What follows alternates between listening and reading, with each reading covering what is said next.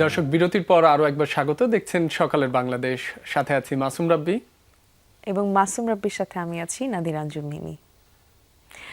দর্শক, এই পর্যায়ে আমরা একজন অতিথিকে আমাদের সাথে রাখতে চাচ্ছি, যিনি বিজ্ঞান ও প্রযুক্তি শিক্ষায় একজন বিশেষজ্ঞ মানুষ এবং তার কাছ থেকে আমাদের নানান জিজ্ঞাসা আছে। আমরা যুক্ত হব এই পর্যায়ে বিজ্ঞান শিক্ষা বিশেষজ্ঞ মোহাম্মদ রেজাউল ইসলাম রেজার সাথে। রেজা, শুনতে পাচ্ছেন? জি, হ্যালো, শুভ সকাল শুভ সবাইকে। সকাল। শুভ সকাল রেজা। কেমন আছেন আপনি? আলহামদুলিল্লাহ, আমি বেশ ভালো আছি। রেজা, আপনার কাছে প্রথমেই যে বিষয়টি জানতে চাই, বাংলাদেশে বিজ্ঞান ও প্রযুক্তি শিক্ষার বর্তমান প্রেক্ষাপট বা চিত্রটা আপনি কিভাবে দেখেন? বর্তমানে শিক্ষার অগ্রগতি হয়েছে বেশ, সেটা আমরা সবাই দেখতে পাচ্ছি, কিন্তু বিজ্ঞান শিক্ষা শহর অঞ্চল গ্রাম অঞ্চলের ভিতরে একটা তারতম্য বেশ ভাবেই লক্ষ্য করা যায়। আমরা লম্বা সময় ধরে কাজ করছি এই জায়গাটাতে। যেটা দেখা যাচ্ছে যে শিক্ষার্থীদের মধ্যে এখন বিজ্ঞান শিক্ষাটা পরীক্ষা ভিত্তিক আর মুখস্থর মধ্যেই রয়ে গেছে। হাতে কলমে যে শিক্ষাটা বা বিজ্ঞানকে বুঝে যে পড়ার বিষয়টা, সেই জায়গাটাতে আসলে অনেক পিছিয়ে আছে। আমাদের একটা শ্রেণীর মানুষ যারা সব ধরনের সুবিধা ভোগ করতে পারছি আমরা শহর অঞ্চলে থেকে, শুধু তারাই এইটার আম উপকারিতা ভোগ করতে পারছে। কিন্তু বড় একটা জনগোষ্ঠী এখনো এই জায়গাতে অনেকটা পিছিয়ে আছে। অনেক ধন্যবাদ রেজা। আপনার কাছে আরো একটি বিষয় জানবার আছে, সেটা হচ্ছে যে আপনি তো বিজ্ঞান জনপ্রিয়করণ যে সমিতি, তার মাধ্যমে দীর্ঘদিন যাবৎ কাজ করে যাচ্ছেন এবং সেই সাথে আপনার অনেক শিক্ষার্থীর সাথে প্রশিক্ষণের মাধ্যমে আপনি তাদের সাথে যুক্ত হওয়ারও আপনার একটা সুযোগ সম্ভাবনা তৈরি হয়েছে। সেখানে তাদের সাড়া কেমন দেখছেন, বা সেটা এই যে বিজ্ঞান শিক্ষা নিয়ে না দীর্ঘ একটা সময় ধরে কাজ করছেন, তাদের উপরে ইতিবাচক প্রভাব দেখছেন কি?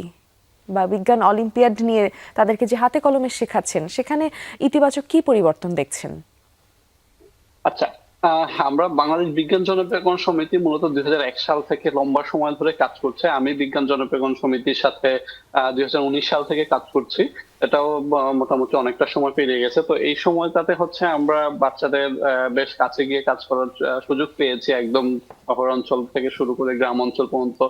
আম এই জায়গাটাতে আসলে যে আমি যদি লাস্ট ১-২ বছরের উদাহরণ দেই, আমরা খুলনা, সাতক্ষীরা, বাগেরহাটের বেশ কয়েকটি স্কুলে বাচ্চাদেরকে নিয়ে কাজ করেছি। ওদেরকে লম্বা সময় নিয়ে গ্রুম করেছি। বিজ্ঞানটাকে হাতে কলমে দিয়ে, ওদের যেমন ল্যাব ফেসিলিটি খুব ভালো ছিল না, আমরা ওদেরকে ল্যাব ইকুইপমেন্টস দিয়েছি। পরে চিন্তা করলাম যে এমন কিছু ইকুইপমেন্টস ব্যবহার করার যেটা ওরা বাসা বাড়িতে আ বা ওদের সহজলভ্য হয়। তো ওই জায়গা থেকে আমরা কাজ করার পরে যেটা দেখেছি যে ১ম এ আমরা ওদেরকে কনসেপ্টটা বোঝানো বা ওদেরকে একটু নিয়ে আসা। কারণ আপনারা দেখবেন যে আ গ্রাম অঞ্চলের দিকে অভিভাবকদের একটা চিন্তা থাকে যে বিজ্ঞানে আ পড়াইতে হইলে বাচ্চাদেরকে অনেক খরচ ব্যয় করতে হবে। ক্লাস 8 পর্যন্ত যাই পড়ে, 9 এ আসার পরে জিনিসটা হয়ে যায় যে কার কিরকম টাকায় লিমিটেশন আছে বা পরিবারের আর্থিক পরিস্থিতি কি আছে, তার উপরে ডিপেন্ড করে বাচ্চাটাকে আ একটা কিছু দিয়ে মানে সাবজেক্ট চুজিং এর বিষয়টা চলে আসে তখন। কিন্তু ওর আসলে আগ্রহটা কোথায়? ও গণিতটা ভালো পারে কিনা? বিজ্ঞানটা ভালো বোঝে কিনা? আ এই জায়গাটাতে আসলে অভিভাবকদের বা যারা এই জায়গাটাতে কাজ করে, আ ওইখানে একটু ঘাটতি আছে। তো আমরা যখন বাচ্চাদের সাথে কাজ করেছি, ওদেরকে যখন গ্রুমিং করেছি এই জায়গাটাতে, আমরা একটা স্কুলের উদাহরণ দিতে পারি। লাস্ট কিছুদিন আগে ওদের সাথে কাজ করেছি। আমরা শুরুতে যখন কাজ শুরু করেছি, ওদের প্রায় ক্লাস 9 এ এসে বাচ্চাদের সংখ্যা ছিল ১৫ থেকে ২০, মানে বিজ্ঞান ইসায় মানে 9 এ ওঠার পরে বিজ্ঞান বিভাগে ভর্তি হচ্ছে। কিন্তু আমরা ১-২ বছর পরে ওই চিত্রটা দেখতে পাচ্ছি যে এইখানে স্কুলে এখন প্রায় ৫০ থেকে ৬০ জন বাচ্চা আ এখন বিজ্ঞান বিভাগে আছে। পাশাপাশি তাদের যে বিভিন্ন অলিম্পিয়াড গুলোতে অংশগ্রহণ। এখন তারা ম্যাথ অলিম্পিয়াডে, তারপরে জুনিয়র সায়েন্স অলিম্পিয়াডে, বিভিন্ন অলিম্পিয়াড গুলোতে মানে আশ্চর্যজনকভাবে ওই সংখ্যাটা বাড়ছে ওই সকল স্কুলগুলোতে, যেটাতে আমরা লম্বা সময় ধরে কাজ করছি। এছাড়াও আমরা দেশের বিভিন্ন জায়গায় যে কাজগুলো করছি, সেখান থেকে অনেক শিক্ষার্থী উঠে আসছে। রেজা, এই আপনার কাছে আমাদের আরো একটি বিষয় জানতে চাই রেজা, আমরা একেবারেই শেষ পর্যায়ে রয়েছি। ভবিষ্যতের চ্যালেঞ্জ মোকাবেলায় বিজ্ঞান ও প্রযুক্তি শিক্ষার কে আরো কার্যকর করতে যারা সংশ্লিষ্ট রয়েছেন, পরিবার, নীতি নির্ধারক, কোন কোন বিষয়গুলোর উপরে আরো গুরুত্ব আরোপ করতে পারে বলে আপনি মনে করেন?